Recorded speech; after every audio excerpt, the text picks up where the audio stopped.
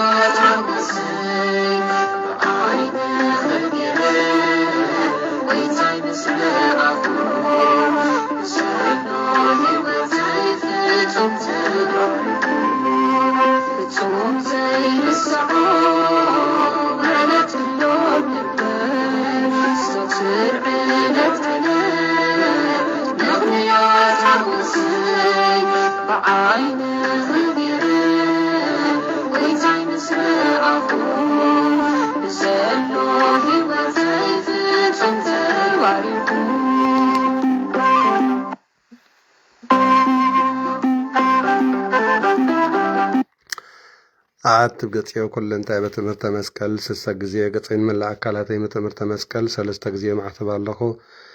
بسم آب وولد ومنفس قدس أهادو أملاك أمين بسم آب وولد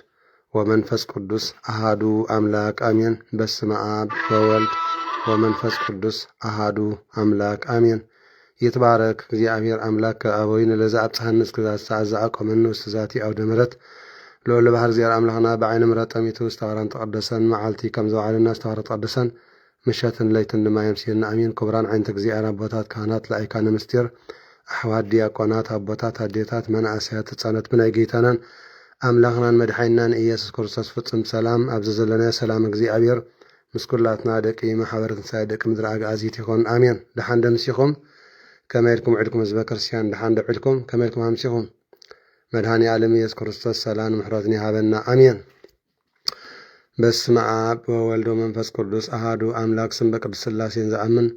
ወእት ማኅፀንከ ደቀ ሰይጣን እምዚአትም የቅዱስ ቤተ ክርስቲያን እንተ ኢትስሜ ማርያም ጽዮን ለዓለም ዓለም ነአኩተከ ዜን ሰባሃከ ንባርከከ ዜን ተአምነከ ንስእለከ ዜን ተወቃከ ንገንለከ ዜን ቀንደለ ስመከ ቅዱስ ንሰግድ ለከ ወዘለከ ይሰግድ ኩሉ ብርክ ወለከ ይትቀነይ ኩሉ ሳን አንተ ውእቱ አምላክ አማልክቱ እግዚአ አጋእዝቱ ወንቅሰ ነገሥተ አምላክ አንተ ለኩል ዘሥጋ ወለኩላ ዘነፍስ ወንጸውአከ ንበከ መሃርነ ቅዱስ ወልድከ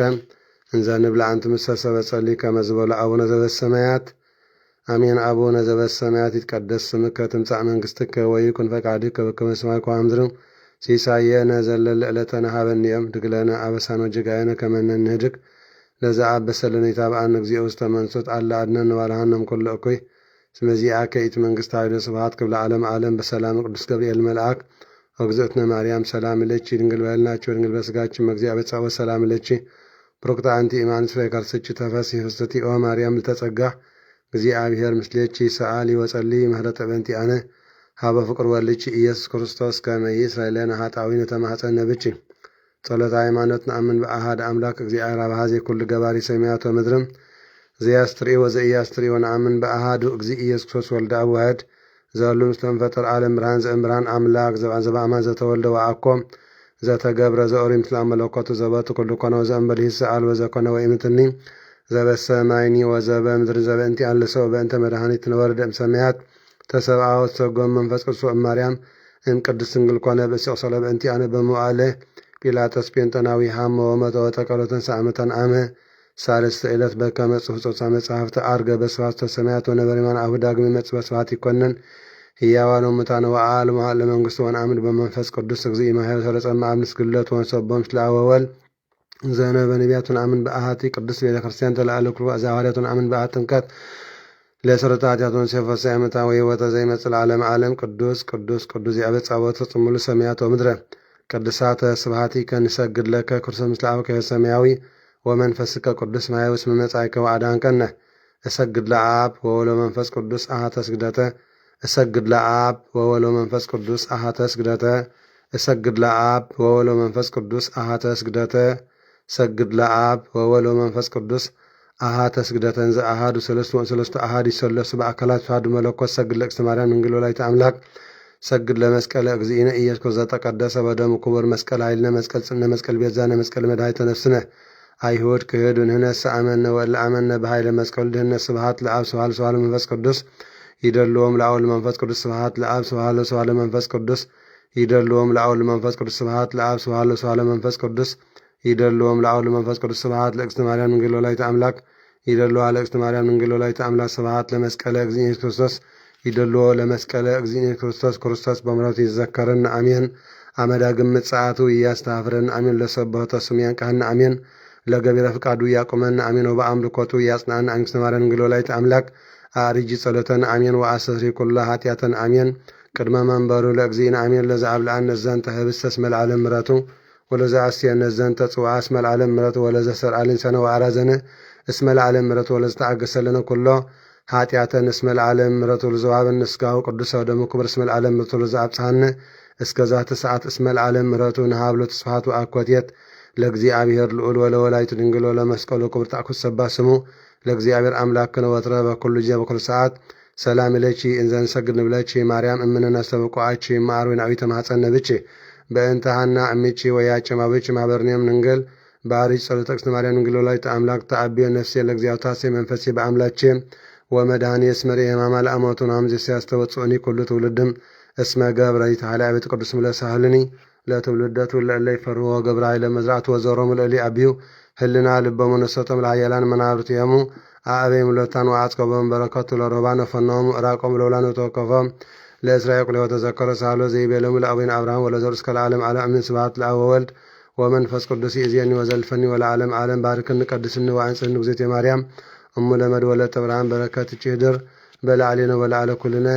ማኅበረ ትንሣኤ ውዳሴሃ ለእግዝእትነ ማርያም ድንግል ወላዲተ አምላክ ዘኢትነበእ ዕለተ ሰንበተ ክርስቲያን ቅድስት ተሰሜች ፍቅርተ ኦ ብሩክት እምአንስቲ አንቲ ውእቱ ዳግም ቀመት ተሰሜ ቅድስተ ቅዱሳን ወውስቴታ ጸላተ ኪዳን አሰርቱ ቃላት ለተጻባ አጻቢ ለእግዚአብሔር ቀዲም ዘነውና አቤ ወጣንተ ይእቲ ቀዳሜ ስሙ ለመድኃኒነ ኢየሱስ ክርስቶስ ዘተሰብአ እምኔች ዘእንበለ ውላጤ ኮርአላጭ ለሐዲሰ ኪዳን በውሒ ዘደም ቅዱስ አንጽሖሙ ለማይመን ወለሕዝብ ንጹሐን ሰአ ሊለነ ቅድስት ነአብየ ወበእንተ ዝንአብየች ኩልነ ኦግስነ ወላዲተ አምላክ ንጽሕት ኩሎ ጊዜ ንስእሎን አንቃዱ ሀቤች ከመርከብ ሳልባን ፍቀረ ሰብ ታቦት በወርቅ ልቦጥ እንኩልየ ዘጎር ንጽሕነክዝ መሰለነ ዘዚያድ ቃል ዘኮነ ሰብአ ዘእንበለ ፍልጠት ወውላጤ መለኮት ዘአልብሱና ዘሪ ምስለ አውበቱ አብሰራ ለንጽሕት ዘእንበለ ዘርኮነ ከማነ በችነ ጥበብ ቅዱስ ዘተሰብአ እምኔች ዘእንበረ ዘመረ መለኮቶ ሰአ ለነ ቅድስ መቅደስ ዘይቸውላች ሪቤል ለስእላን በስለ እግዚአብሔር ቃል ዘተሰብአ እምኔች ኦ ንጽሕ ዘእንበለ ውላጤ ኮነ ሰራይ ኃጢአተነ ወደምሳሴ አበሳነ ሰአ ለነ ቅድስ አንቲ ውእቱ መሰበ ወርቅ ንጹሕ እንተ ወሴታ መና ህቡእ ህብስት ዘወረደ እምሰማያት ወሃቤ ሕይወት ለኩሉ ዓለም ሰአ ለነ ቅድስ አንቲ ውእቱ ተቋም ዘወርቅ እንተ ጸርች ማኅተ ጸላል ኩሎ ጊዜ ዘውእቱ ብርሃኑ ለዓለም ብርሃን ዘእምብርሃን ዘአልበ ጥንተ አምላክ ዘበአምላክ ዘበአማን ዘተሰብአ እምኔች ዘእንበለ ውላጤ ወበምጽአቱ አብርሃ ለዓሌን ለእለ ነብር ውስተ ጽልመት ወጽላሎተ መቱ አርታ አገሪነ ውስተ ፍኖተ ሰላም በምስጢረ ጥበብ ቅዱስ ሰአ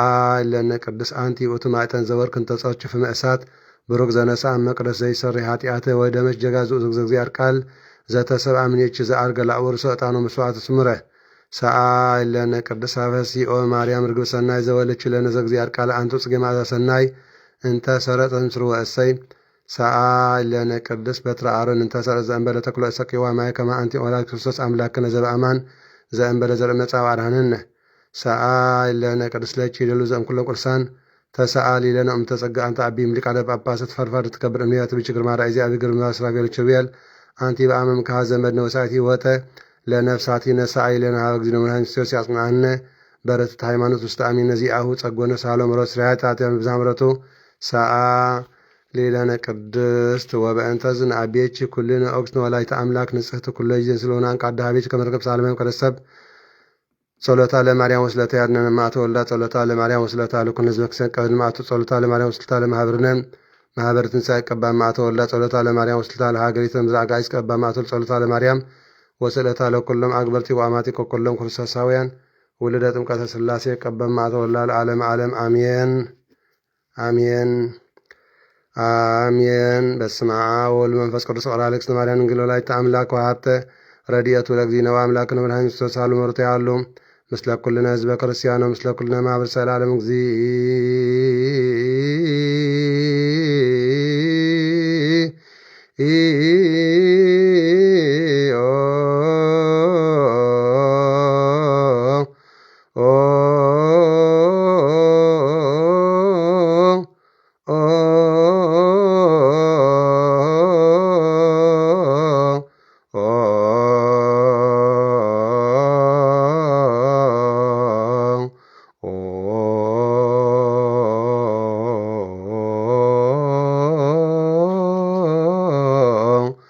ማረነ ክርስቶስ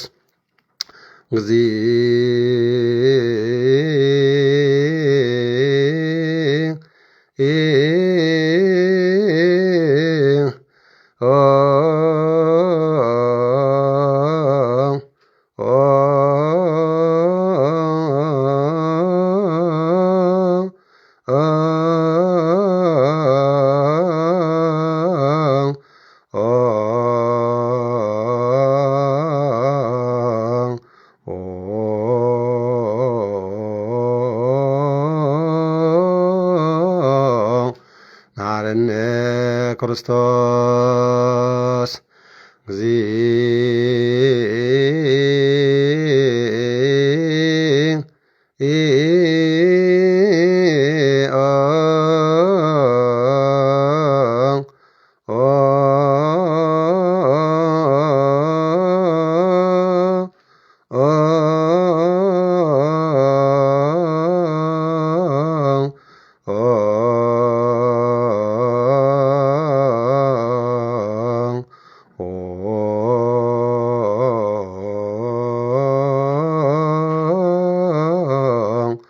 ማረነ ክርስቶስ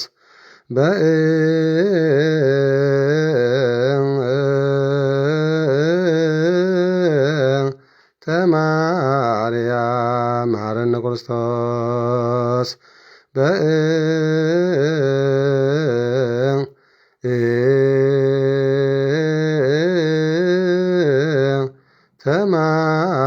ተማርያም መሐረነ ክርስቶስ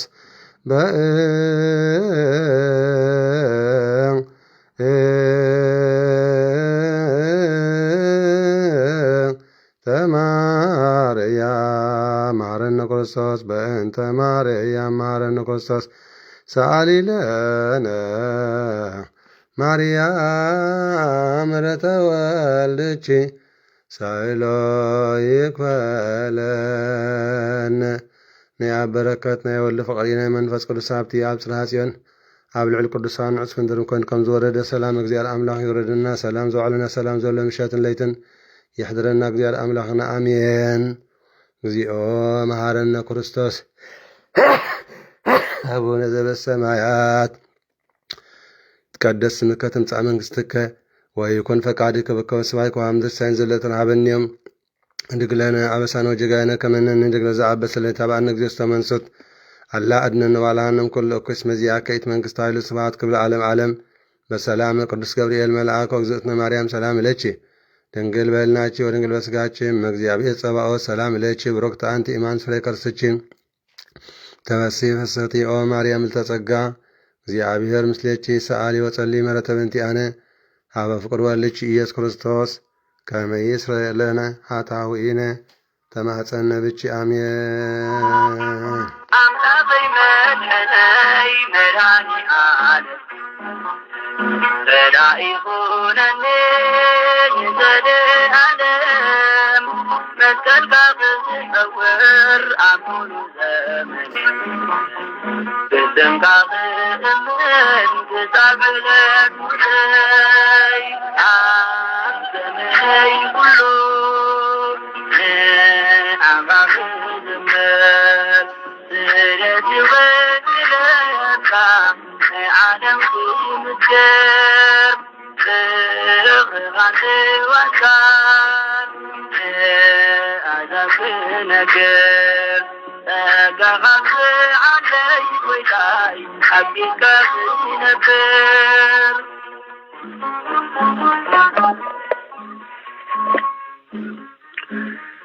አሜን። ስለቲ ቅዱስ ቃሉ እግዚአብሔር አምላክና ዝኸበረን ዝተመስገነን ይኹን። ርዕስ በዓል ሊቀ ሰማዕቲ ቅዱስ ጊዮርጊስን ዘማራይ ቅዱስ ዳዊትን ጥበበኛ ሰሎሞንን ነቢ ዳንኤልን ኩሎም በዚ ዕለት 23 ዝውዕሉ ቅዱሳን አቦታትናን አዴታትናን ኩሎም ቅዱሳን ሰላም እግዚአብሔር አምላክ ምስ ኩላትና ይኹን አሜን። ባር ካብ ዝቀፂልና ወንጌል ቅዱስ ሉቃስ ምዕራፍ 6 ካብ ፍቅዲ 12 ዘሎ ቃለ እግዚአብሔር አምላክ ከም ዝስዕብ ነቕርበልኩም አሜን። ሕርየት 12 ቅዱሳን ሐዋርያት ጎይታናን አምላክናን መድኃኒናን ኢየሱስ ክርስቶስ ከዓ በተን መዓልታት እትየን ክጽሊ ናብ እምባ ደየበ ናብ እግዚአብሔር አብ ክጽሊ ሙሉእ ለይቲ ነቂሑ ሓደረ ይብል። አነ ንስኻትኩምን ናብ አጋዕዝተ ዓለም ሥላሴ በስመ አብ ወወልድ ወመንፈስ ቅዱስ አሃዱ አምላክ አሜን ኢልና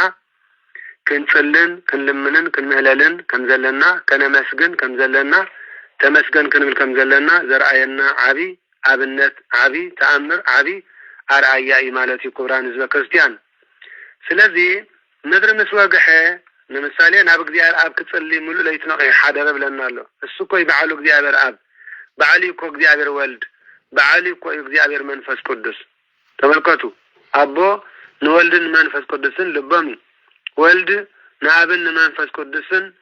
እነሆ ቃሎሚ ማለት እዩ። እዋኒ መንፈስ ቅዱስ ድማ ንአብን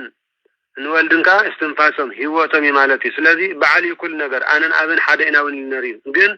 አነ ንስኻትኩምን ናብ እግዚአብሔር አቦና ኣብ ሰማያት ትነብር አቦና ኢልና መታን ክንጽሊ ኣብ ሰማያት ትነብር አቦና ስምካ ይቀደስ መንግሥትኻ ትምጻእ ፈቃድካ ከምታ ኣብ ሰማይ ከምኡ ድማ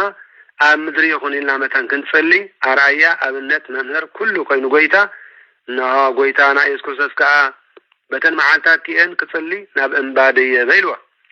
ናብ እግዚአብሔር አብ ክጽሊ ሙሉእ ለይቲ ነቂሑ ሓደረ ናብ እምባ ደየበ። እምባ ተመሲሉ ዘሎ ቅድስት ቤተ ክርስቲያን እያ። ከረን ቅድስት ቤተ ክርስቲያን ጌታና ኢየሱስ ክርስቶስ ናብ እምባ ደየቡ ጸለየ ኢልዎ። እንባ ምሳሌ ናይ ቅድስት ቤተክርስቲያን ኣብ ቅድስት ቤተክርስቲያን ክንከይድ ከም ዝግባአና ክንሳለም ከም ዝግባአና ክንመላለስ ክንመሃር ሰላም ለቺ ኦ ቅድስት ቤተክርስቲያን محدر ናይ አብ محدر ናይ ወልድ محدر ናይ መንፈስ ቅዱስ محدر ናይ ኩላትና በርባዓን በሰማንያን ድተጠመቕና በአብን ወልድ መንፈስ ቅዱስ ሰላም ንብለኪ ክንብላ ማለት እዩ አብአ ንጥመቕ አብአ ቅዱስ ቁርባን ንቆርብ አብአ ቃል ኪዳን ንአስር አብአ ድማ ነው ተፈትሕና ስርየተ ፍትሐት ካ ንቅበር ማለት እዩ ስለዚህ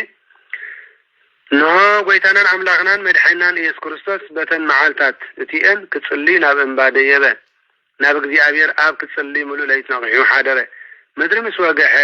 ንደቀ መዛሙርቱ ናብኡ ጸውዖም ካብኣቶም 12 ሓረ ሐዋርያት ኢሉ ከዓ ድማ ሰማዮም ይብል እቲ ጴጥሮስ ኢሉ ሰማያ ስምዖን እንድርያስ ሓውን ያዕቆብ ዮሐንስን ፊልጶስ በርተሎሜዎስን ማቴዎስን ቶማስን ያዕቆብ ወዲ እልፍዮስን እቲ ቀና ዝተባሃለ ስምዖንን ይሁዳ ወዲ ያዕቆብን ነበሩ እዚ ይሁዳ ተባሂሉ ዘሎ ታዲዮስ እዩ ሐዋርያ ታዲዮስ ከመይ ኣብዚ ምዕራፍ እዚ ናይ 12 ቅዱሳን ሐዋርያት ስምን ቁጥርን ክግለጽ ከሎ ታዲዮስ ዝብል ስም ስለ ዘይተረኽበ ይሁዳ ናይ ታዲዮስ ካልኣይ ስሙ እዩ ዮሐንስ 14 فقد 22 نملكت እቲ ዝኸሓዶን ዘትሕዞን ይሁዳ አስቆረታው ድማ መበል 12 ኮይኑ ተመርጸ ጎይታናን አምላክናን መድኃኒናን ኢየሱስ ክርስቶስ ምስአቶም ወሪዱ ድማ ኣብ ጎልጎል ደው በለ ብዙሓት ካብ ደቀ መዛሙርቱን ኣዝዩ ብዙሕ ህዝቢ ካብ ዘሎ ይሁዳን ከዓ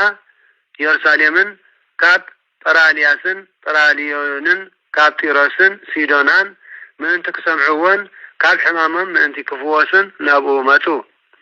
እቶም ብርኹሳት መናፍስቲ ዝሳቀዩ ዝነበሩን ሓወዩ ካብኡ ሓይሊ ወፅዩ ንኹሎም ይሕውዮም ስለ ዝነበረ ከዓ እቶም ህዝቢ ክትንክፍዎ ይደልዩ ነበሩ አሜን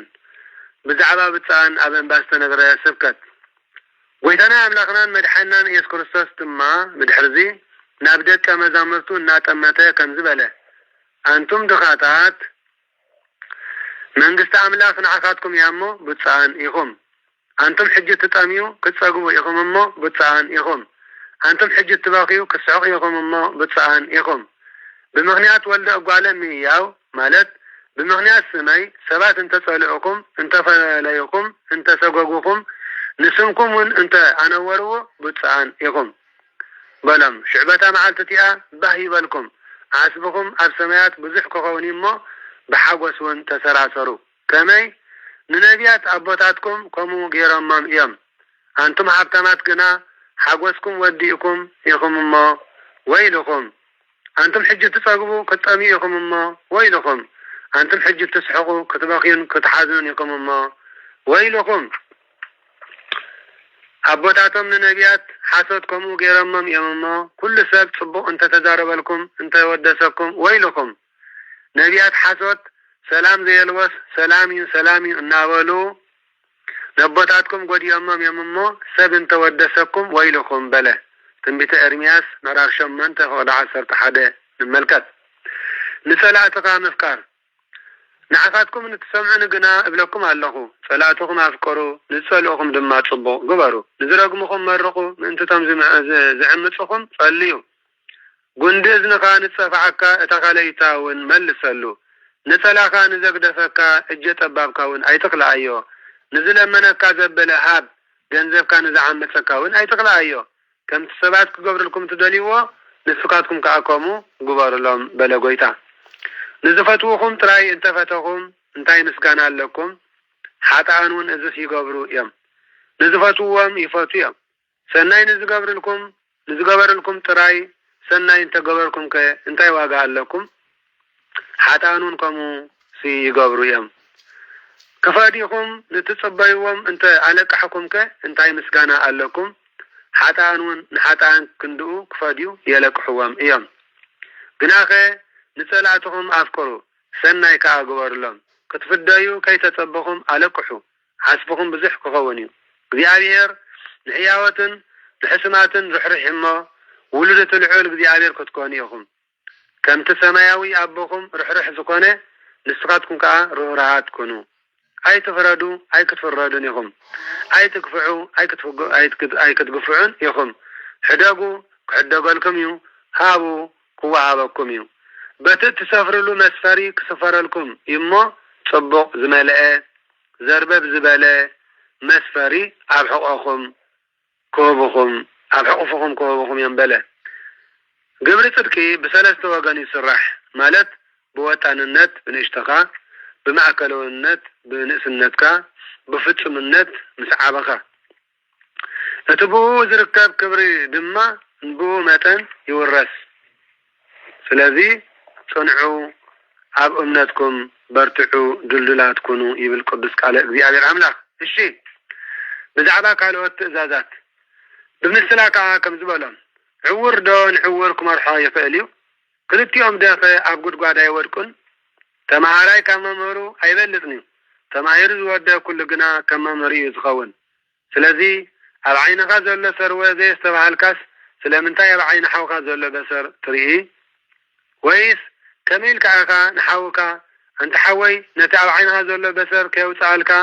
كوتسالك حدقني كتب له تقول نسخة عبينك زلوا نسخة على عينك زلوا سروة أي رعاكان أنت قبس قدم نتي على عينك زلوا وسروة أوتر بدحريو نتعب عينها زلوا بسر كتوتر أصبيكا كتري يكا يبل ويتا حما فرا زفري صبقهم يلون ويكا صبق فرا زفري حماقهم يلون كلهم بفري زفلت مغنياتو بلس كاب إشوخ ويني كاب تقربا أي كنتبن إيو حياواي سب كاب تسناي مزقب لبو سناي يوتو كاب ملعات لبيو زرب مو اتكفو سب دما كاب تكفو مزقب لبو كفو حسب يوتو بلا قويتامو كاب زيك نحلو خنتنكو زيارام لخنا قدس فقاد يخن أبقوحن أبحثان نستمسرة بيت ندعنا زبلكم زي تقبرس سلمنتاكم قويتاي تبلوني اتناباي زمتسن نقالي سمعي زقبران زبل كله نمان كان زمسل كاريوكم يهبل قويتا نسو بيت كسرح كله أعميقون سقعاتا مسرتون أبقوح زمسرتن بلي سبعيو زمسل أفلاك مالت برتع وحز مسمته نتبيت دفاع بتصنع سلستادناتك كا منقناقو سانه سلازي اتنقالي سميعو زي قبرو قنا بيتو بزي مسرت عب مدري سرح حساب ايو زمسل اتو حز دفع امو بوبو ودغه او ودغه اتبيت كا عبي كونه يبلنا اي بحكي كابزكم تنقق يقبعنا يبخلو دكي محبرة السعي كل خاتكم عبيتنا اشتن حزب كريستيان أب إمنت علنا ندابلنا إمنتنا خين ودو أب إمنت علنا ندابلنا إمنتنا خين تفر حادرا زيار أملاح في حقه سلو هيوت زيار أملاح في حقه سلو نابرا كنمرح سماوي زيار أملاحنا ناتو قدس فقادي يكون أمين كومدما بتمساسالي بزي وانجيل قدس لوقاس معراف حسرتين كفقدي عسرته وشوعاتين كساب 25 زلو قال اغزيار املاخون مسنا نبب كم زسعب ببال ون يستمرناي وانجيل قدس لوقاس معراف 10 كافقد 10 شوعات كساب 25 قويتانا املاخنا مدحنان يس كريستوس اتم زمرطهم 72 قدسان اردئتي قالوا اغزيار كاستمروا قنيم نابو كم زتملسو زغنيو هيوت كله كم زحبروا نمار اتم 72 لوقات كا متيوم ناب قويتانا مدحنان يس كريستوس ككاب زغنيو تعاقبهم كم زبلوا قويتاي አጋንንቱን ከይተረፉ በስምካ ይግዙልና አለው ነበሉ በሐጎስ ተመልሱ ጎይታናን አምላክናን መድኃኒናን ኢየሱስ ክርስቶስ ድማ ከምዚ ይበለም ሰይጣን ከመብረቅ ካብ ሰማይ ከወድቅ ከሎ ረአኽዎ በለ መብረቅ በርቂ ሓንሳ ምስተበተነ ከም ዘየጥቅዕ ሰይጣን ድማ ኣብ ግዜ ጾም ብሰለስተ አርእስተ ሓጣው ምስተሰዓረ ገለኽ ገብር ከም ዘይክእል ፈሊጠ ኣለኹ በለ ስለዚህ ነው ተመንን እንቀርቢትን ኩሉ ኃይል ጸላን ከተግሱ ስልጣን ይበኩም አለሁ አጋንንትን ሊቃና አጋንንትን ሐጣው እኩያት ፍትወታትን ከስዕሩ ነው ስልጣን ይበኩም አለሁ ዝጎዳኩም ከአኮቶ የልቦን በለ ግናኸ እትሕጎሱ ኣጋንንቲ ስለ ዝተመልክልኩም ኣይኮነን እንታይ ደኣ ሓደ እዋን በእንተ እለመፁ ይትፈወሱ ማለት ክንድሕን ኢና ኢሎም ብእምነት ስለ ዝመፁ ብእምነቶም ክፍወሱ ይኽእሉ እዮም ቶም ህዝቢ بأمناتهم يفوس يملون اسم جبيرة تعمرات ومنكرات يكل يدهن امسك آية كننية مالت زادن نقطة تعمرات مقبار كاب سقاي كاب كننية كدحن أي كإلن إيو متحفة أبنا قدس يوانس أفوركم معراف أسران 4 كل تقسات من ملكة سلازي سمكم السمايات سلسة تحفة مالت أما تحفة يوت أبلب بإقضي أبير سلاز تفلته سلاز تمزقبه بزدعا تحقوسو بلا ويتا بتاقزيتي ويتانان أملاقنان مدحينان إيسوس كريستوس بمنفس قدس تحقوسه بلاون او أبوي ويتا سماين مدرن نزي كابلتاتن كابلباماتن سلاز حباكايو نيتسانات سلاز قلت كايو أمسكنك اللخو او أبو هو إذن عاكا كمزك خون به أبلك الله بار كله كابابوي توعيبنيو نوالد بزيكا أب من مقانو زفلتو حدقوا يلبون نبخا بزيكا والدن اتوالدي كقال تسألو زفتوان انت زي كوينو من مقانو زفلتو حدقوا يلبون بلا نابتم ازبي نابتم دتا مزامرتو قلت إلوكا نبينم كمزي بلم نبينم فليو كمزي بلم نزن سقاتكم تري وزن لكم رئا عينتي بتسانين مغنياتو بزحات نبياتن نقستاتن نزن سقاتكم تري وزن لكم قريئو تمنيو بناخي أي رأيون نزن سقاتكم تسمعوا وزن لكم كسمعوا تمنيو بناخي أي سمعون لكم الله بلا قويتا بالعرزي حدا مور حقي كان زحاتاتو نقويتا يسوسس ناقا حدا مور حقي كفتنا بدد بلما ممهر انت قبرك ايه نايزال العالم هو الزوار رسبلا قويتانان عملاقنان مدحينان يسكر سسكا الحق مسيه انتاي صحفا له انتاي كتنبب بلا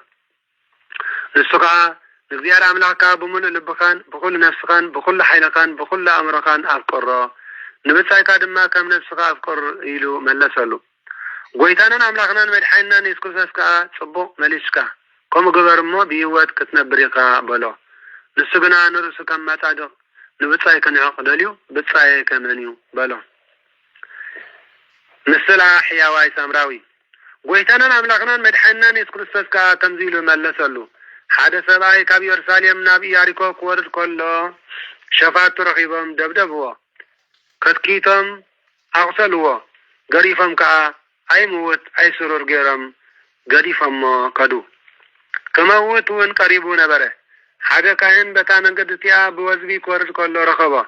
ريو قسيو حلفه كم دما حدا اليواوي أبتابوتاتي أمس بفحه كم تقدم ريو قسيو حلفه حدا سامراوي حلاف نقد قنانا ومت مسرعي كآدن قد صلو نابو قريبو أوصال سففلو زيتن وينن كآ أسسلو أبادقو أوت حيوان كنا خنو ناب حلا ومحدرا قايش وسودو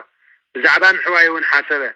نتصبحيت دما كل تدينا راوتيو نتحلا ومحدرا قايش هابمو بزي تخانا خنو نعويل كازت فاقايا زبلكوا مستملسكو كفاديكا بلو نتي عبيد كترتي زودقس كابزم سلسته بتصاي زكونو عينا يمي مسلكا كابل شعو اتمنى سيد ما اتسنى يزغبرلو بلا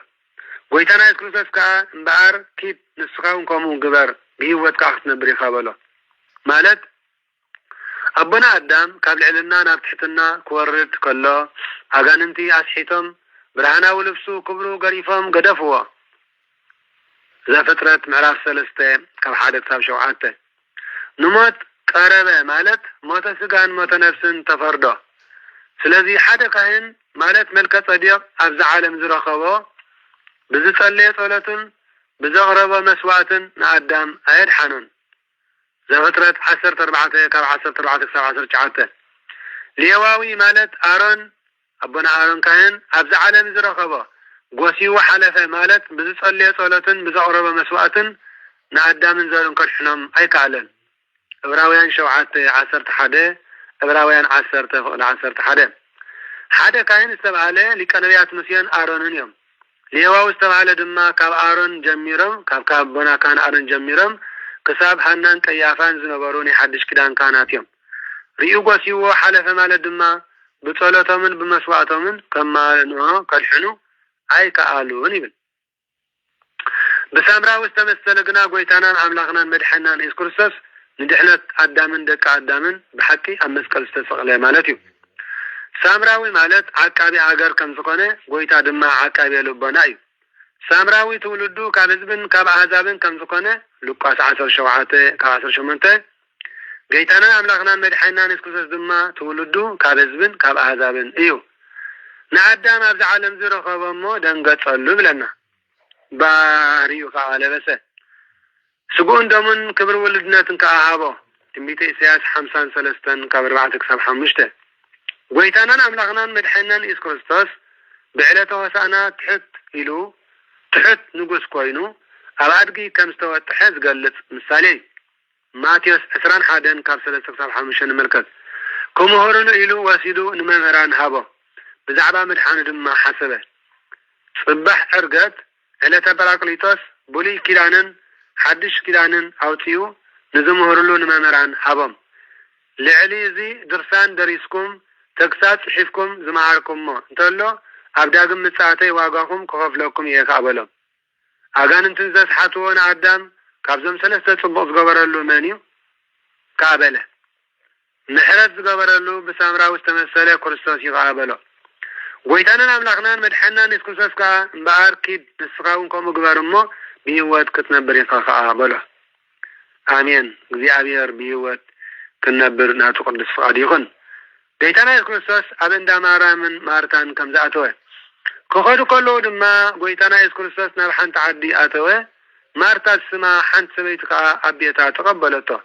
ማርያም እትበሃል ሓፍቲ ድማ ነበረታ ንሳ ከዓ ኣብ ጥቓ እግሪ ጎይታ ኢየሱስ ክርስቶስ ተቐሚጣ ቃሉ ትሰምዕ ነበረት ማርታ ግና ብብዙሕ ምግልጋል ትጽዕር ነበረት ደው ኢላ ከዓ ጎይታይ ሓፍተይ ሓዲጋትኒ በይነይ ከገልግል ዶ ግዲ የብልካን ኢኻ ክድግፈኒ እንዶ ንገራ በለቶ ጎይታና ኢየሱስ ክርስቶስ ድማ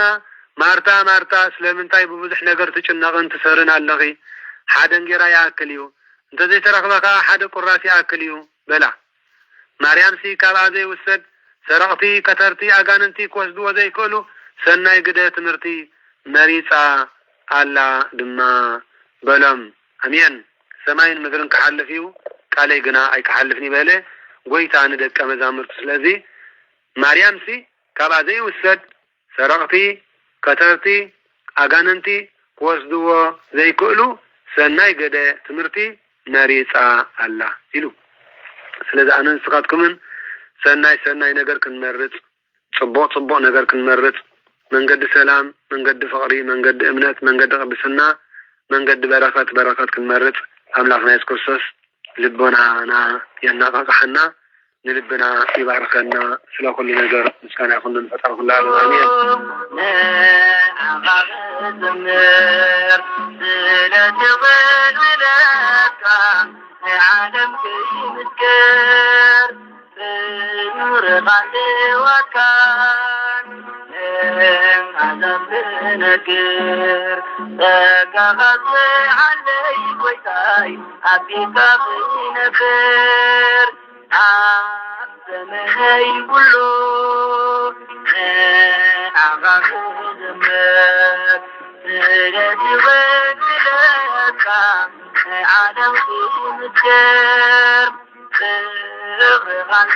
ወካን አዛብነግር ተጋኻት ዓለይ ጎይታይ አቢካ ብነፍር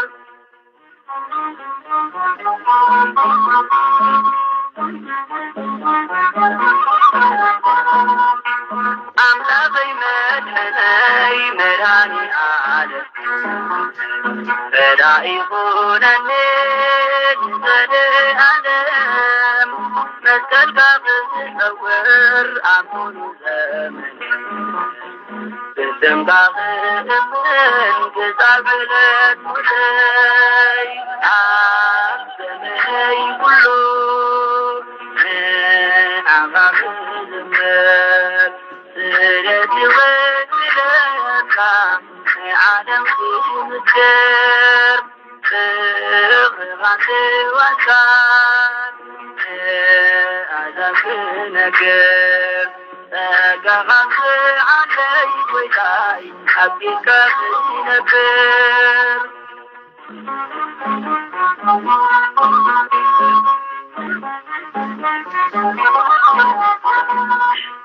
حسن سوأتي آتك عزيزاني أمسك الوئيدا سلامك إسلامي مزنا ألون أجود حلاوي أرسو حيواي وسام عبدمهي كله أمام زمر سيدي ويلك عدم مذكر غانت وكان أجاك نكر غانت علي وياي حبيك نكر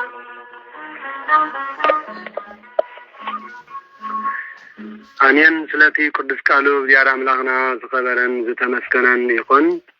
كبر مسكنا يبتحيو مدينة عالم. آمين. سلا كل نجار نمسكنا بحكي كابزكت لنا عامتاوي بعالات زلو نعيلة 23 قنبت كان أقرب لكم هنا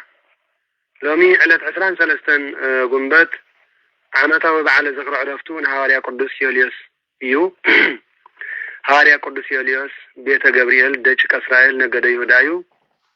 هواريا قدس يوليوس حدا كابتم 72 قدسان أردتي ناي قويتانان أملاقنان مدحنان إيسوس كريستوس هواريا قدس يوليوس مس هواريا قدس اندريانيكوس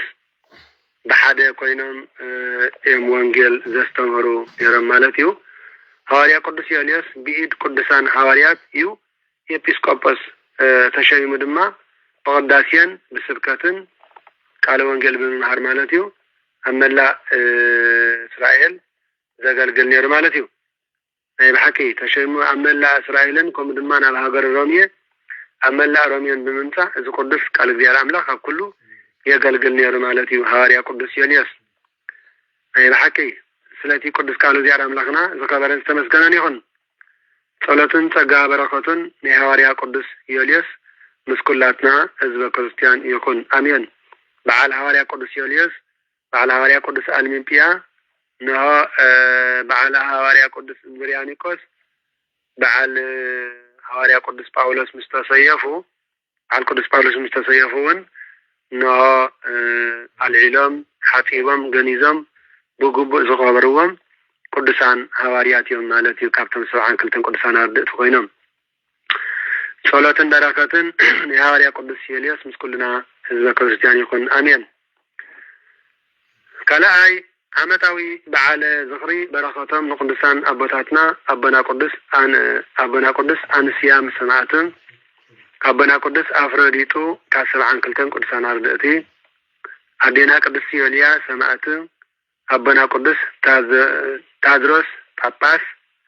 أبنا قدس يوليانوس مس أديو محبر قدسان سماعتا زاغر اسكندريا صلاة من تقا بركة من عبز لنا يو يبارخنا أمين. ثالثاي عمتاوي بعال زخري سمعت النتم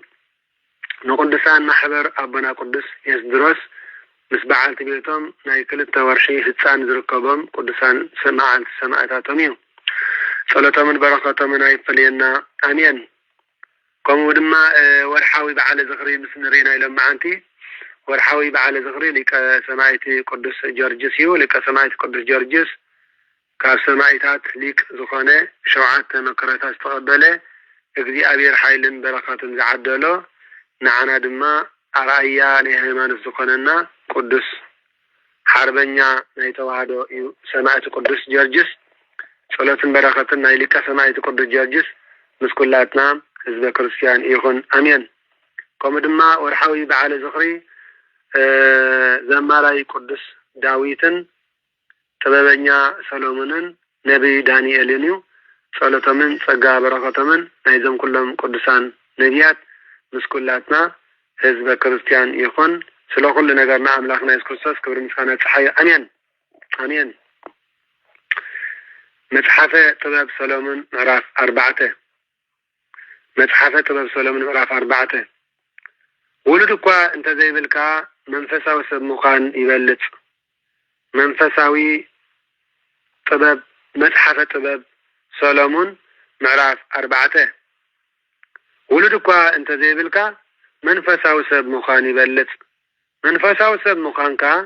ሰብን እዝግን ክፈልጦ እዩ በዚ ዘይመውት መንፈሳውነትካ ከዓ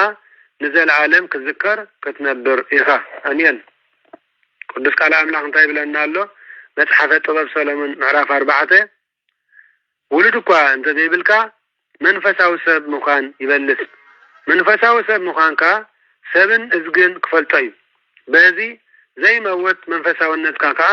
ንዘለዓለም ክዝከር ክትነብር ኢኻ መንፈሳዊ ሰብ ብህይወት ከሎ ሰብ ኣብነቱ ይክተል መንገዲ ሓቅን ተዳሒዙ መንገዲ ሃይማኖት ተዳሒዙ በቀንዕና እንተዳ ጓዓዝ ኮይኑ መንፈሳዊ ሰብ ብህይወት ከሎ ሰብ ኣብነቱ ይክተል ምስ ሞተ ከዓ ኩሉ ይናፍቆ ናይ ዓወት ኣኽሊል ምስ ደፍአ ንዘለዓለም ከቢሩ ይነብር ኣበር ንዘይብሉ ኣኽሊል ዓወት ንኽረክብ ሳላ ዝተጋደለ ብዓወት ክወፅእ ይርአ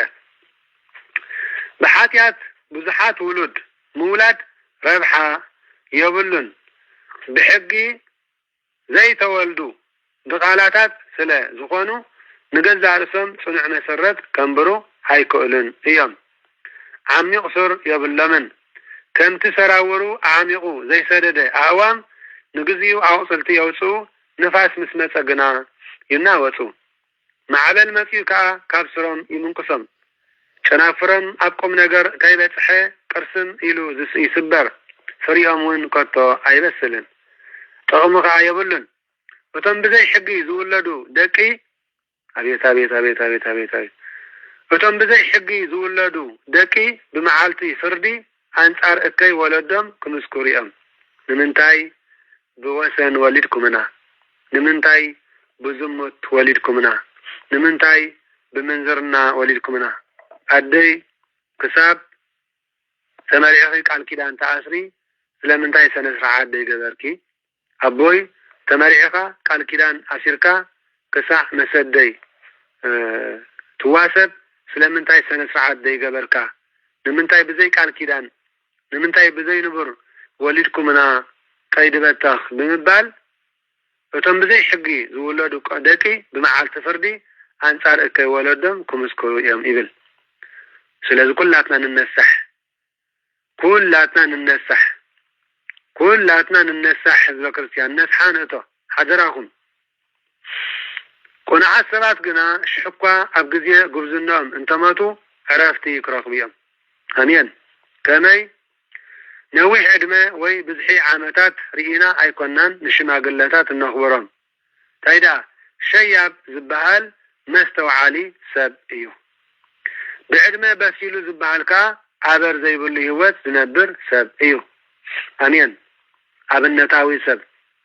ንእግዚአብሔር ዘሐጉስ ሓደ ሰብ ነበረ እግዚአብሔር ድማ ይፈትዎ ነበረ ንሱ ኣብ ማእከል ሓጣን ይነብር ነበረ እግዚአብሔር ከዓ ወሰዶ ስለዚ ክፋኣትን ሓሶትን ንኣእምሮን ነፍሱን ከበላሽዎ ኣይከኣሉን ሰባት ኣዝዮም ብክፋኣት ዝጣለሉ ስለ ዝኾኑ ነቲ ጽቡቕ ፈልዮም ክርእይዎ ኣይክእሉን እዮም ቀጥዒ ዘይብሉ ትምኒት ከዓ ንንጹሕ ኣእምሮ የጸልሙቶ እዩ እዚ ሰብ እዚ ካልኦት ሰባት ኣብ ሙሉእ ዕድሚኦም ክበፅሕዎ ዘይከኣሉ ንሱ ብሓፂር ዓመታት ኣብ ፍጽምና በፅሐ እግዚአብሔር ከዓ ብህይወቱ ተሓጒሹ ስለ ዝነበረ ካብ ዝኩፉዕ ዓለም ቀልጢፉ ወሰዶ ሰባት ከም ዝተወስደ ፈሊጦም ነበሩ ግናኸ ኣይተረድእዎን ካብኡ እውን ገለ ነገር እኳ ኣይተምሃሩን ይብል ኣምላኽ ምስ ህዝቡ ሕያዋይን ምሕረት ዝመልኦን ከም ዝኾነ ነቶም ሕርያቱ ድማ ከም ዝሕልዎም ኣይተረድኦምን ዕድል ክፉዓት ሰባት ከደኣ እንታይ እዩ ቁንዓት ሰባት ሽሕኳ እንተመቱ ነቶም ብህይወት ዝተረፉ ክፉዓት ሰባት የሕፍርዎም እዮም እቶም ኣብ ፍጽምና ዝበፅሑ መንእሰይ ድማ እቶም ኣብ ፍጽምና ዝበጽሑ መንእሰያት ድማ ነቶም ነዊሕ ዕድመ ዘለዎም ክፉኣት ሰባት ይፈርድዎም። ለባማት ብንእስነቶም ይሞቱ ይኾኑ። እግዚአብሔር ናብ ዝዕቆብሉ ይወስዶም ከም ዘሎ ግና እቲ ክፉእ ሰብ ኣየስተውዕለን እዩ። ንእሽተይ ሰብ ክዓርፍ ከሎ ዋይ ከይዱ ተቐዚፉ ኣቦኡ ከሎ ኣዲኡ ከሎ ኣባ ሓጉኡ ከሎ ኣዳ ዓባይ ከላ ንብል ማለት እዩ። መሰረቱ ስጋዊ ሞት ብመንዲ ተጀሚሩ ብኣቤል ደይኮነን፣ ብንእሽተይ ደይኮነን፣ ብመንእሰይ ደይኮነን፣ ብኣቤል ካ ተጀሚሩ። ኣዳምን ሔዋንን ብሂወቶም ከለው ኣቤል እዩ ቀዲሞም ዓሪፉ ማለት እዩ። መጀመርያ ሓጢአት ብዲያብሎስ ክጅመር ከሎ ስሕተት ብኣዳምን ሔዋንን ተጀሚሩ። ቅትለት ብቃየል ክጅመር ከሎ ሞት ከዓ ብኣቤል ጀሚራ። ተስካር ከዓ ብሮቤል ማለት እዩ። ተስካር ብሮቤል ካብቶም 12 ነገደ እስራኤል ማለት እዩ። ስለዚ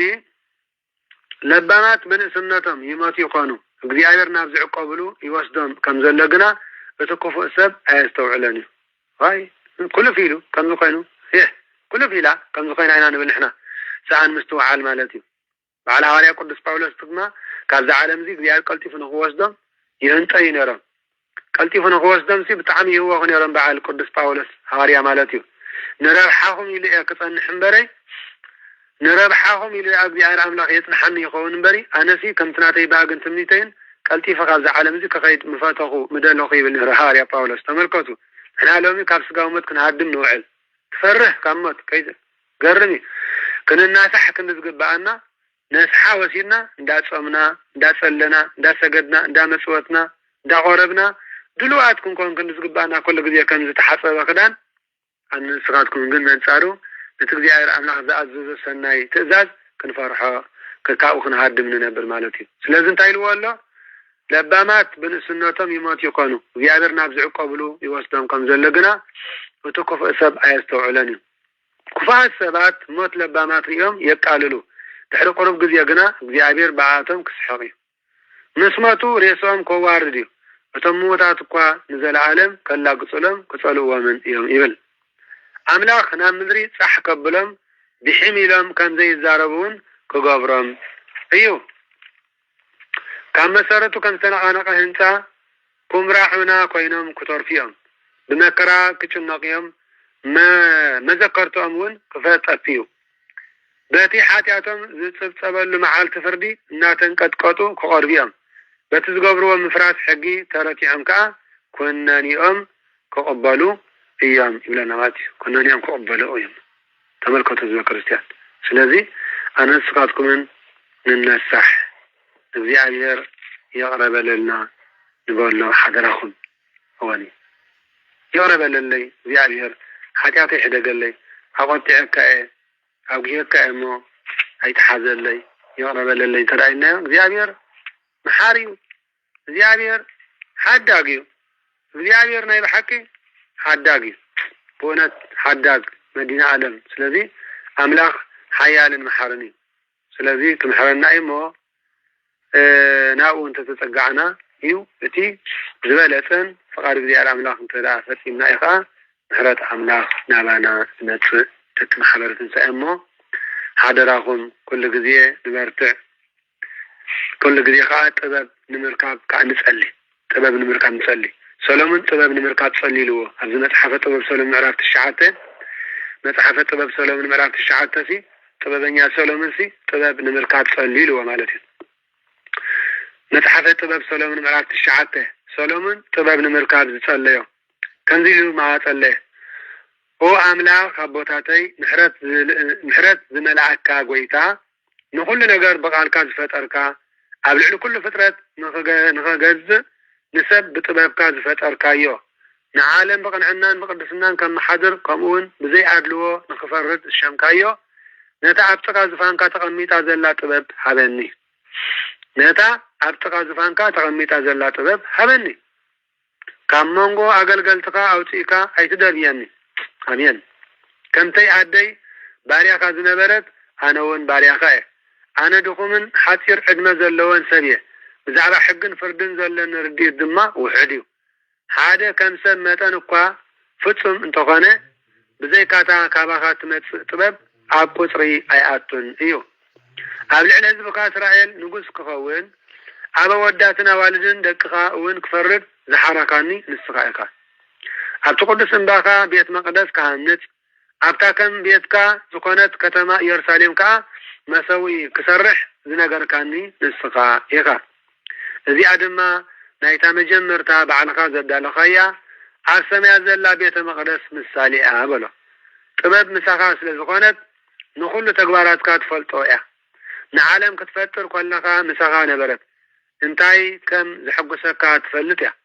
اتي قنعن مستزازات كاز السمامع عيناي كم زكونن تفلت مساي كوينا كسرحن أنا دمات زحقسكا انتاي كم زكونن انتي كمهارن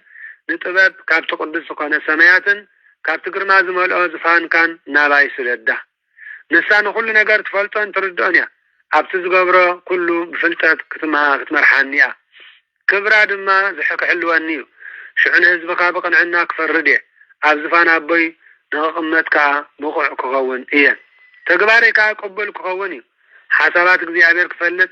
زغل سب انتوايو فقد أملاك كفلت زغل سب منيو كمي مثل ساف مواتي سب كونتيو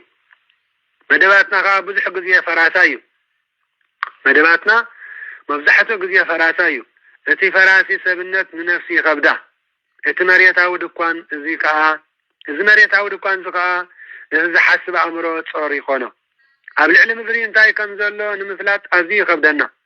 نتعطى أنا زلو نمفلات كوا بزح يسعرنا نتي أسمع زلو دعا كتو من كفلت يقل نسقات ببزحب كايون قدس منفسكا قبل علي سدر كالون انت زي كوينو نحساب كازفلتو حدا كوا يلبون بزن انقد زدما عن مدري زلو سبات بتا قنعت منقد كم زملالس كونو انتاي كم زحقسكا دما تمهارو بطبب تحاليمون دحانو لنا طبب مصحف سلومن معرف الشعته سلازي بطبب እግዚአብሔር بمستوعال بمسغانا بفقري بتحتنا بتسفى بهدأت بحدقت بمتحللاين بقولو تمسكن سفنو هيمانات كنمرح هنستغادكم من قدس فقاديكم اللي تسران سلسن قنبات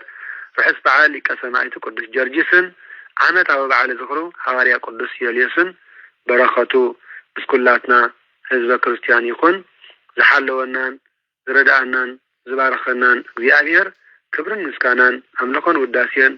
ስብሐትን ስግደትን ዒድ ተሐዮ ለምን ኩሉ ጊዜን ንዘለዓለም ዓለም አሜን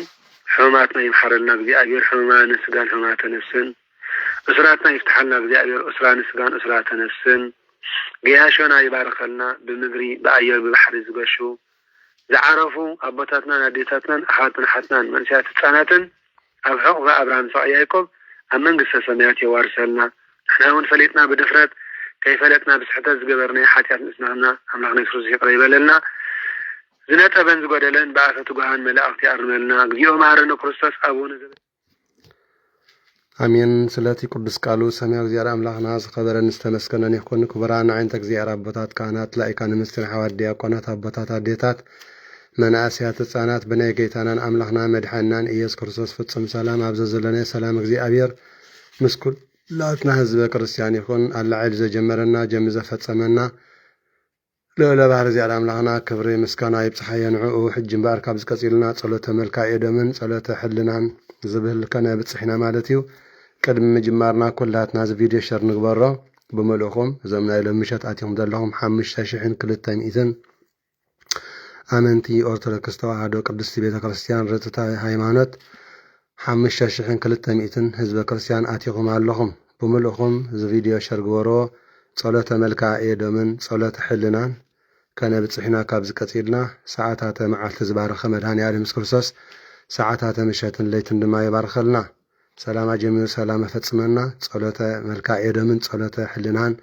كان بتصحينا كابز كتيرنا حزب كريستيان كلاتنا زفيدي شر نقبره بملهم بفريها زيار أملاك تصمنا غيرنا نسمع أمين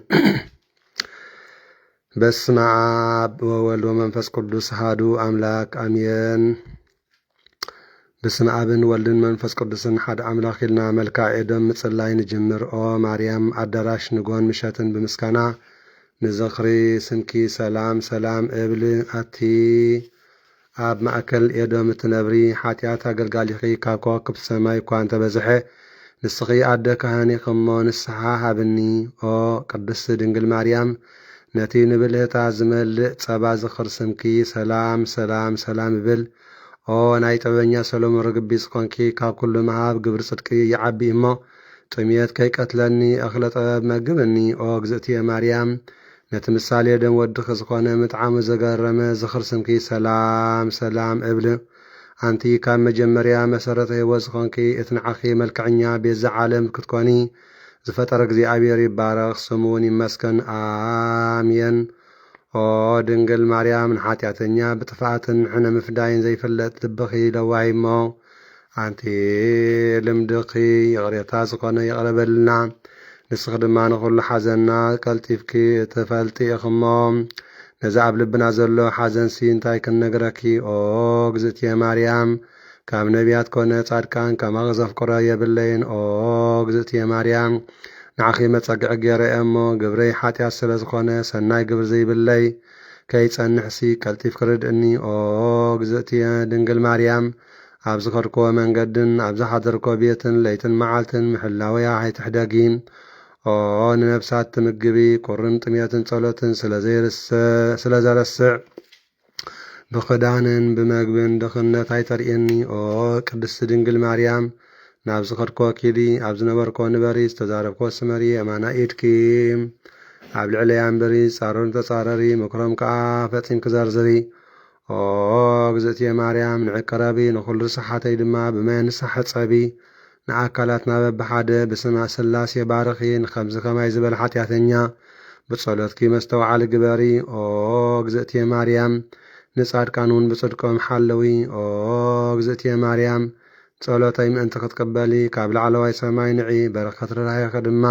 ኩሉ ሸዓባይ ንጸጊ ሃፍቲ ናይዚ ምድሪ እዚ ሓላፊ እሞ ጽድቅኺ ንዓይ ክትብኒ ይግባእ ኦ እግዝእትየ ማርያም ክብሪ ኣዳም ዝኾንኪ ንዒ ኦ ቅድስት ድንግል ማርያም ንሄኖክ ኣገልለ ርእሱ ንዒ እቲ ጥበበኛ ካብ ንእስነቱ ዘፍቅረኪ ሓሻ ግና ካብ ውሽጢ ልቡ ሕልንእን ዝጸልኣኪ ኦ ይሞ እቲ ምሳኺ ዝመኸረ ንርእሱ መኸደ ሓድሓነ ኦ ቅድስት ድንግል ማርያም ምስቶም ትጉሃት ኣገልገልቲ ንዒ ኦ ቅድስት ማርያም ሕብስቲ ቁርባን ተፍሪ ግራት ንዒ ዓለምሲ ነቲ ዘፍቅራ ተጥፍኦ እቲ ነታ ብሕምዛ ጠሊፋ ንብዙሓት ዝቐተለት ዓለም ዝፈልጥ መስተውዓልን መንኮን ይኸውን ኦ ቅድስት ድንግል ማርያም ብርሃን ዕውር ኦ ቅድስት ማርያም ንዒ ኦ ድንግል ምንጭ ወይኒ ጽሙእ ንዒ ተሓድግንን ትንዕቕንን ዶ ትኾኒ ሓዘን ናይ ልበይ እሞ ንመን የክነግር ኦ ቅድስት ማርያም ምሳሌ እግዚኣብሔር ዝኾንኪ እሳተ መለኮት ዘይቃጸለኪ ንዒ ኦ ቅድስት ድንግል ማርያም በብግዚኡ መሓርንን ይቕረበልለይን ፈራዲ ናይ ስጋን ናይ ነፍስን ወድኺ ስለ ዝኾነ ከዓ ኦ ኣደይ ንስኺ እንተምሒርክንሲ መን ዝኹንነኒ ኦ ኣደይ ኣደ ንጉስ ዝኾንኪ ንኹሉ ሓጢአተይ ክድምስለይ እልምነክለኹ መከራ ስጋን መከራ ነፍስን ድማ ካባይ ኣርሕቒ ብርሃን መዓልተይ ብጥርጥር ከይጸልምሲ ኦ ቅድስት ማርያም ኣነ በደለኛ ዝኾንካ ኣገልጋሊኺ እልምነክለኹ ኦ መሓሪትን ናዛዚትን ኣደይ ንዓኺ ቂምን በቐልን ምሕዳግ ልማድኪ እሞ ኦ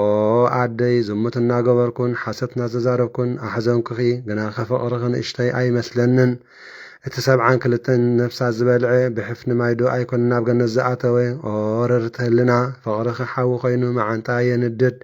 ድንግልናኺ ስርሳሓት ዘይፈልጥ እዩ ኦ ቅድስት ማርያም ኩሉ መዓልቲ ሰናይ ግበር እለይ ሞት ዘይተርፍ እሞ ንንስሓ ዕድማ ቁርብ ኣጽንዕኒ ኣንቱም ንታሕቲ ትወርዱን ንላዕሊ ትድይቡን ፍቕሪ ቅድስት ድንግል ማርያም ቀሊል ኣይምሰልኩም ብፍቕሪ እግዝእትነ ማርያም ተወኪሉ ስማኒ ዝጽውዕ እቲ ኣብ ትሕቲ ጽላሎታ ዘጽለለ ዘማውን ኣመንዝራን እውን ድንግል እዩ ዝኸውን ኦ ቅድስት ድንግል ማርያም ነቲ ብዙሕ ተኣምራትኪ ብእዝነይ ሰማዕኩ ብዒንተይ ርኢኹ ኣቲ ንእግዚኣብሔር መጸጊዒቲ ዝኾንኪ ኣብዚ ዓለም ዘጸናንዓኒ ስኢነ እሞ ክትናዘዝኒ ቅረብኒ እቲ መወዳእታ ዘይብሉ ብዙሕ ተኣምራትኪ ብኣምሳል ደመናን ግመን ኣብ ዓለም መልአ ኦ ቅድስት ድንግል ማርያም ደብተራ ጳውሎስ ናይ ሃገር ሮሜ ብዘይ ንስሓ ከይመወት ዕድመ ወስኽኒ በቲ ሰሎምየ ዝሓዘለቶ ወድኺ ምሕፀን ቅድስት ድንግል ማርያም ኣብ ሓዘን እትናዘዘኒ ኣብ እርጋን ሓይሊ ጉብዝናይ ዝኾንከኒ እቲ ቀዳማይ ዝኾነ ህፃን ኣብ ማህፀን ከተፀወረ ኣብ ግዜ ጸሎትን ዕጣንን ኣብ ግዜ ቅዱስ ቁርባን ክትናዘዘኒ ናብዚ ንዒ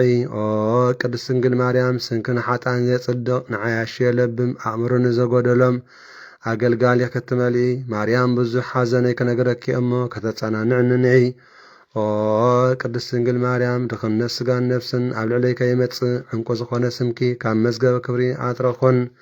ምርኣይ ገጽኪ ፈቱን ነፍሰይ እውን ንዓኺ ናፊቓ እሞ ቅድስት ድንግል ማርያም ናባይ ንዒ ቅድስት ድንግል ማርያም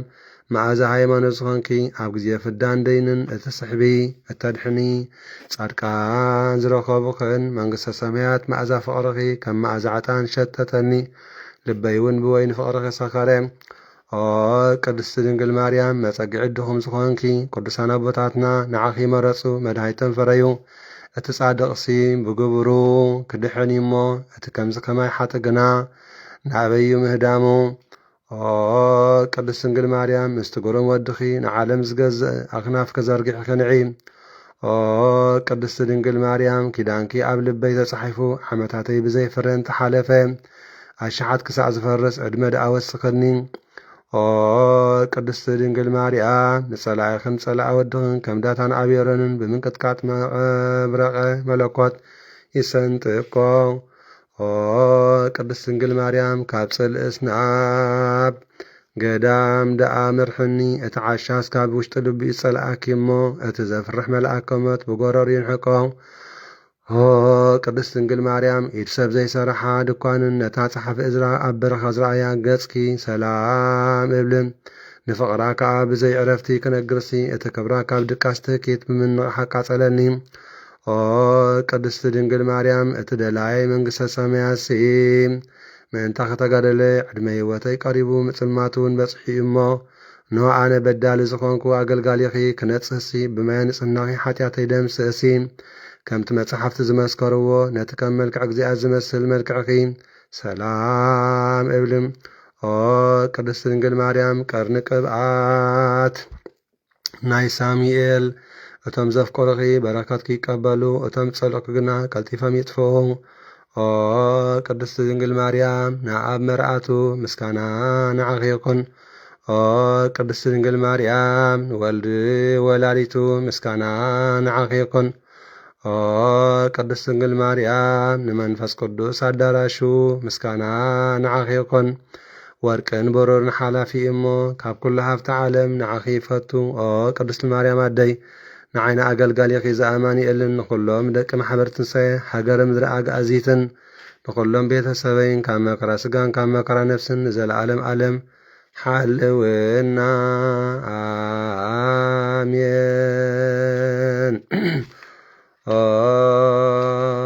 ቅድስት ድንግል ማርያም የመስክነኪ ኣለኹ እግዝእትየ ማርያም ወላዲተ ኣምላክ መዓልታዊ ሓለኸ ኣይፈለየኒ ክጓዓዝ ከለኹ ምሳይ ተጓዓዚ ኣብ ኩሉ ዝሓድረሉ መሕደሪኺ ኣብኡ ይኹን ክዛረብ ከለኹ ምሳይ ተዛረቢ ኣብ ዝወፈርኮ ምሳይ ውፈሪ መንገዲ ኣቕንዕለይ ብኽፉእ ንዝቃመኒ ጸላኢ ዲያብሎስ ሓሳብ ልቡ በቲንኪ ሕልንኡ ሰውሪ ልሳኑ እሰሪ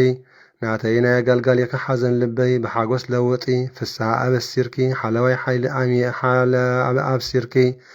ሓለዋይ ኣሐየሊ ኣሜን እግዝእትየ ማርያም ዝተፈላለየ መከራን ፈተናን ኣብ ልዕለይ ንምውራድ ዝተዳለወት ጎደላ ዕለት ብረድኤት መጺእኺ ካባይ ኣርሒቕያ እምበር ሸለል ኣይትበልያ ሰቒልኪ ኣይትመልከትያ ኣብ ዝቖምኩሉ ቦታ ቆይምኪ ካብ ንዋመ ሃቸት አንቅሕኒ ቅብኣ መንፈስ ቅዱስ ቅብእኒ ብመለኮት ጨው ነገረይ ኣመቅሪ ብኹሉ ተፈታዊ ግበረኒ ቅድስት ማርያም በረከት ወድኺ ኣብ ልዕለይ ኣዝንቢ ንትጻረረኒ ንዝቃወመኒ ሓይሉ ኣድክሚ ኣብ ልዕለይ ንዝዝንቢ ጸላኢ ዲያብሎስ ክንፉ ብናይ ወድኺ መለኮታዊ ሓይሊ ይስበርዮም ኣሜን ቅድስት ድንግል ማርያም ናይ ኩላትና ሓበን ሓላዊትና ኢኸሞ ካብ መዓልቲ ወራሪ ካብ ለይቲ ሰባሪ ኣድሕንእኒ ናይ ህይወት መሳገሪ ድልድለ ኢኸሞ ካብ ኣሰቃቐሞት ኣድሕንኒ ቅድስት ድንግል ማርያም ተኣምራዊታዊት ሓይሊ ምግባር ዝከኣለኪ ናይ ዓለም ንግስቲ ንስኺ ኢኸሞ ከጥፋኣኒ ንዝህንጠ ጸላኢ ናብ ናይ ጥፋኣት ጸድፊ ደርብዮ ተኸታቲሉ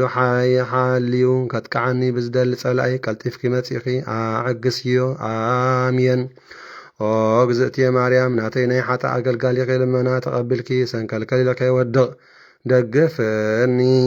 ጠለ ምሕረት ወድኺ ኣብ ልዕለይ ሓደሪ ኣብ መጽሓፈ ህይወት ወድኺ ንሰማይ ጸሓፊ ዓብይ ጸላእይ ከይወድቕ ሓልውኒ ኣሜን። ኦ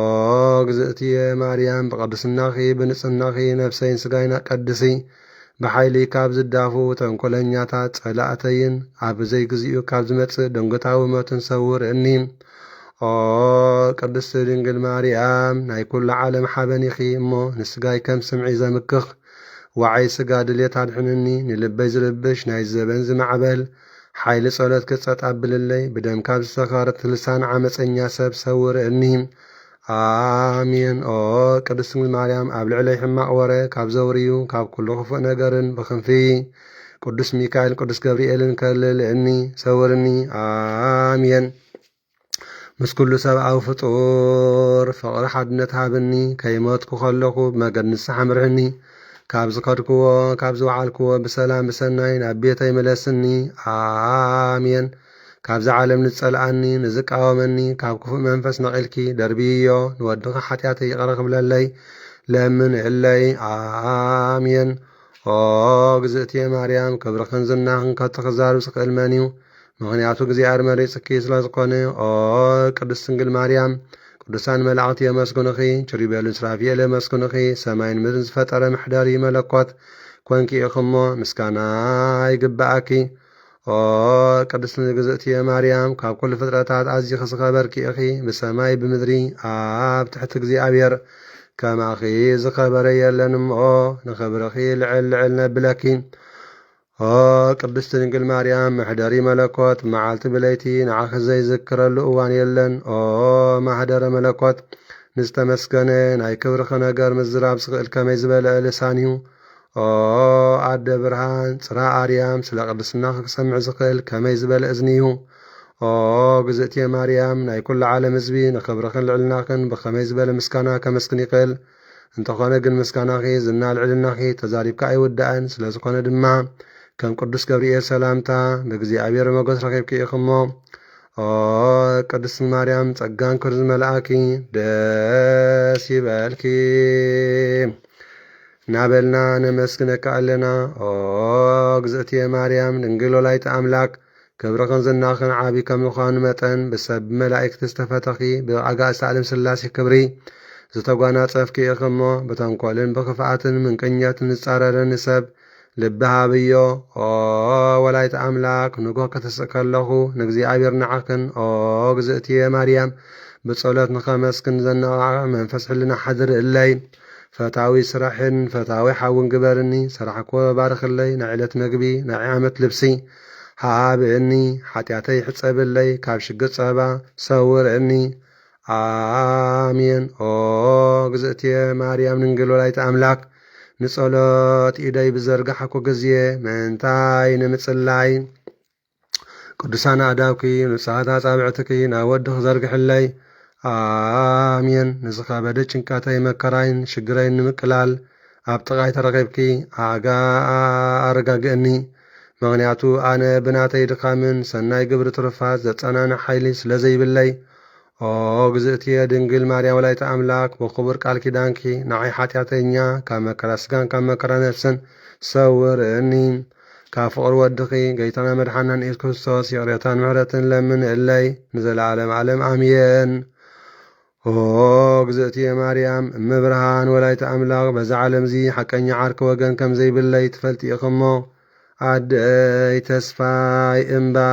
መጸጊዒተይ መድሓኒተይ ክብረተይ ንስኺ ኢኺ እሞ ጸጋኽን ሰላምታኽን ረድኤትክን ኣብ ልዕለይ ከም ማይ ክረምቲ ኣዝንብለይ። ብፍልጠት ኮነ ብዘይፍልጠት ካብ ስራሕ ክሕልፍ ሓጢኣትን ካብ ንወለደይ ምብዳል ካብ ንወገነይ ምግፋዕን ብኽቡር ቃል ኪዳንኪ ሕጸብእኒ ንጹህ ግበርኒ። ተዛሪበ ከእምን ብዘይክእለሉ ግዜ ንስኺ ልሳን ኩንእኒ። ኦ ድንግል ናይ ኣብርሃም እንግዶት ናይ ይስሐቅ መዓዛ ናይ ያዕቆብ መሳልል ኩሉ ዓለም ንዓይ ምድረ በዳ ኮይኑኒ እንተወደቕኩ እንተወረድኩ እንተደየብኩ እንትርፊ ድኻምን ትዕዝብትን ክኾነላይ ከኣልን እሞ ካብ ወድኺ ብዝተዋሃበኒ ክቡር ቃል ኪዳንኪ ጉድለተይ መሊእኪ ካብ ውድቀት ካብ ውርደት ኣድሕንኒ ንቤተሰበይ ንወገነይ ንሃይማኖተይ ንሃገረይ ብምሉእ ጠቓሚ ጌርኪ ቅረጽኒ ኦ ግዝእትየ ቅድስት ድንግል ማርያም ጸጋ ረድኤትኪ ንዘለዓለም ዓለም ኣይፈለየኒ ኣሜን ጸሎታ ለማርያም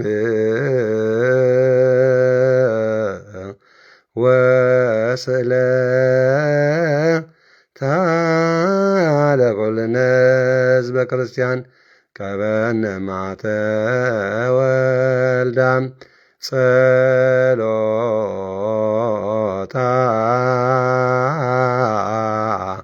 ለማርያም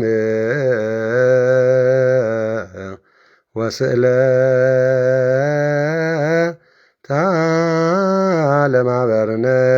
ማህበር ትንሣኤ ቀባ ማተ ወልዳ ጸሎታ ለማርያም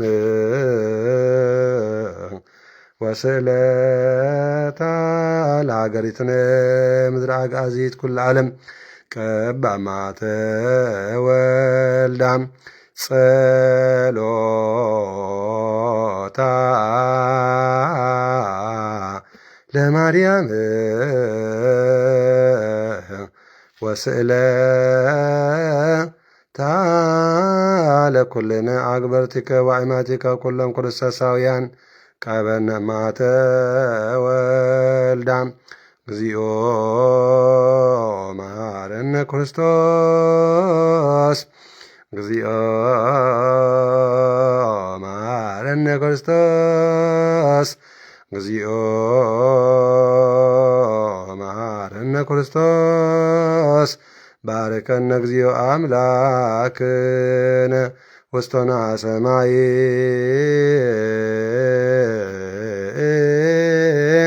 ተወከፍ ጸሎተነ መሐረነ እግዚኦ ወተሳሃለነ